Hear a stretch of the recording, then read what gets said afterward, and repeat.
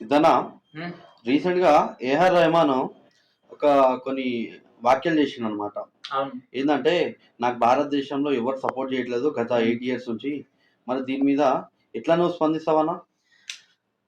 గత 8 ఇయర్స్ నుంచి అనేసి ఏదైతే ఇండైరెక్ట్ వ్యాఖ్యలైన బీజేపీ మీద చేసిండో, అంటే బీజేపీ ప్రభుత్వం వచ్చిన తర్వాత బీజేపీ ప్రభుత్వం హయాంలో సినిమాలన్నవి కూడా హిందుత్వ కోణంలో తీస్తున్నారు. అండ్ మా ముస్లింలని కొంచెం పక్కన దారి పెట్టేస్తున్నారు. మమ్మల్ని ఉగ్రవాదుల్లాగా చిత్రీకరిస్తున్నారు. అండ్ నాకు కూడా అంటే ఇప్పటిదాకా నా శకం ఏదైతే ఉందో ఆ శకం ముగుస్తుంది అనేసి ఒక విక్టిమ్ కార్డ్‌నైతే ఇక్కడ ఏఆర్ రెహమాన్ ప్లే చేస్తున్నాడు అనేసి ఈజీగా కనిపిస్తుంది.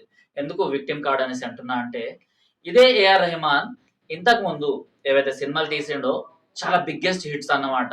సో 'ప్రేమికుడు' తీసుకోవచ్చు, 'భారతీయుడు' తీసుకోవచ్చు, లేకపోతే 'రజనీకాంత్‌కి' సంబంధించిన సినిమాలు తీసుకోవచ్చు. 'మెగాస్టార్' సినిమాలకు కూడా ఆయన ఈ మ్యూజిక్ ఇవన్నీ కంపోజ్ చేయడం జరిగింది. తెలుగులో కూడా చాలా సినిమాలని ఆయన కంపోజ్ చేయడం జరిగిందన్నమాట.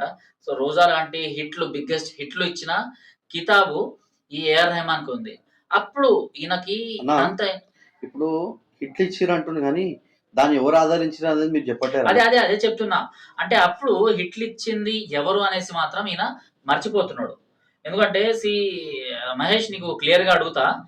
ఇస్లాంలో మ్యూజిక్‌కి అనుమతి ఉందా? లేదు, హరాం. హరాం. హరాం అంటే అనుమతి లేదు అనేసి. అవును. మరి అలాంటిది ఒక ఇస్లామిస్ట్ అయిన ఏఆర్ రెహమాన్ సో మ్యూజిక్‌ని తన దైవంగా భావిస్తూ తను సూఫీని ప్రమోట్ చేస్తున్నా అని చెప్పుకొస్తాడు గానీ, సో ఆయన పేరు తీసుకుంటే మనము ఏఆర్ రెహమాన్ అంటే అల్లా రఖా రెహమాన్. అంతకుముందు దిలీప్ కుమార్‌గా ఉన్న అతను ఆ తర్వాత ఏదైతే తనకు అంచెలంచెలుగా ఎదగాలి అనేసి ఏదైతే మార్గం ఉందో అందులో ఇస్లాం నాకు కనిపించింది. సో ఇస్లాం ద్వారానే నేను నా లైఫ్‌ని బ్యూటిఫుల్ చేసుకోవచ్చు అనేసి ఆయన మాట్లాడడం జరిగిందన్నమాట. ఆయన మతం తీసుకోవడం జరిగిందన్నమాట. అలాంటి మతం తీసుకున్న ఈయన ఇప్పుడు హిందువుల్ని వక్ర బుద్ధితోని ఆలోచిస్తున్నారు అనేసి ఒక మాట ఈయన హిందువుల పైన రుద్దుతున్నాడు. సో సినిమాలు చూసేది హిందువులు. ఆయన పాటలు పెట్టుకునేది హిందువులు. ఆయన పాటలకి కంపోజర్స్ ఎవరైతే ఉంటారో సో ఆయన చేయి కింద పనిచేసేవాళ్ళు వాళ్ళందరూ హిందువులు. కానీ ఈయనకు మాత్రం సినిమాల్లో ఛాన్స్‌లు ఇవ్వట్లేదు అనేసి ఈయన అంటున్నాడు.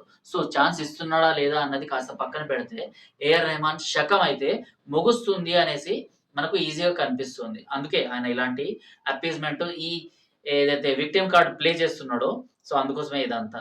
సో అనిరుద్ లాంటి వాళ్ళు కావచ్చు, లేకపోతే వేరే మ్యూజిషియన్స్ కావచ్చు, ఇళయరాజాకి సంబంధించిన శిష్యులు ఎవరైతే ఉన్నారో వాళ్ళందరూ ఇప్పుడు అక్కడ ఇండస్ట్రీలో వాళ్ళు ముందుకొస్తున్నారు కాబట్టి సో వాళ్ళ తాకిడికి ఈయన తట్టుకోలేక ఇలాంటివన్నీ మాట్లాడుతున్నాడు. బీబీసీకి ఇచ్చిన ఇంటర్వ్యూ అనుకుంటా కదా అది. అవును. సో బీబీసీకి ఇచ్చిన ఇంటర్వ్యూలో ఇట్లా మాట్లాడిండన్నమాట. అయితే చావకు సంబంధించిన మూవీలో మొత్తం ఈ యొక్క మతోన్మాదం ఉందని చెప్పేసి డైరెక్ట్ గా ఈ యొక్క ఏఆర్ రెహమాన్ చెప్తున్నా. దీని మీద ఎట్లా మాట్లాడగలుగుతారన్నా మీరు? 'చావా' సినిమా ఎవరిది? ఒక హిందూ రాజుది.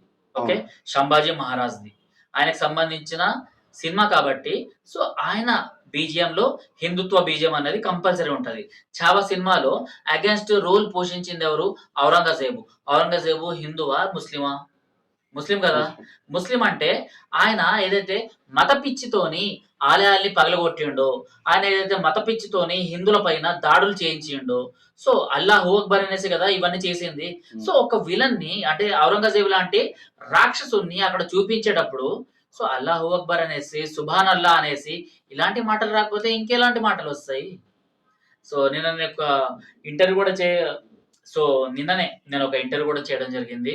సో అరవింద్ దీని గురించి చాలా బాగా మాట్లాడిండు. ఆ వీడియో కూడా ఇక్కడ లింక్‌లో నేను పోస్ట్ చేస్తా. అరవింద్ కూడా చాలా బాగా ఆన్సర్ ఇచ్చిండన్నమాట. బీజేపీకి సంబంధించిన యువనేత.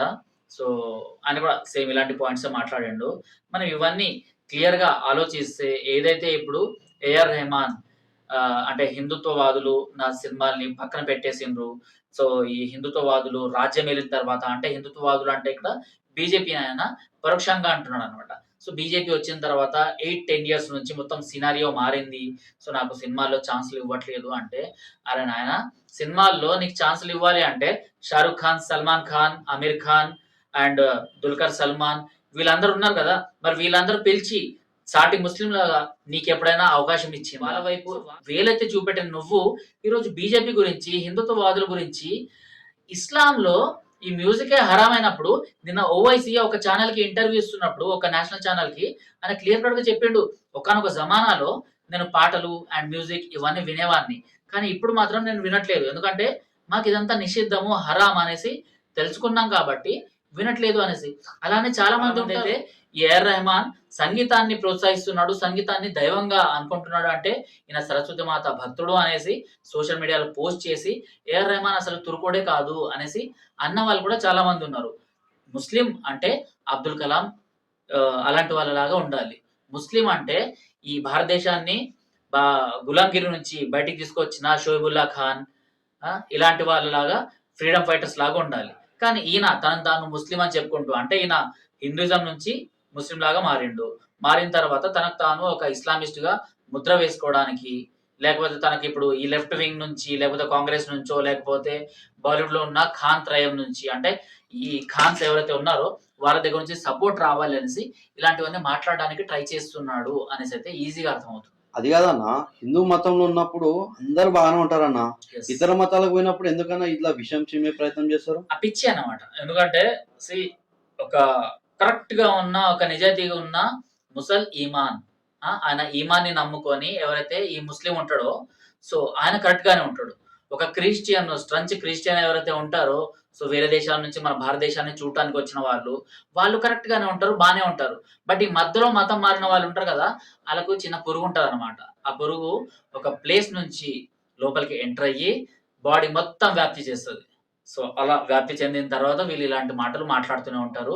అప్పటిదాకా నేను దిలీప్ కుమార్ని, నేను ఫలానా హిందూ పేరుతోని బతికాను, నేను హిందూ దేవులని పూజించాను అనేసి కూడా మర్చిపోయి, ఆ తర్వాత కొత్తగా పూసుకున్న రంగులు ఏవైతే ఉంటాయో వాటిని ఆస్వాదిస్తూ ఇలాంటివన్నీ స్టేట్మెంట్స్ ఇస్తుంటారు అనమాట.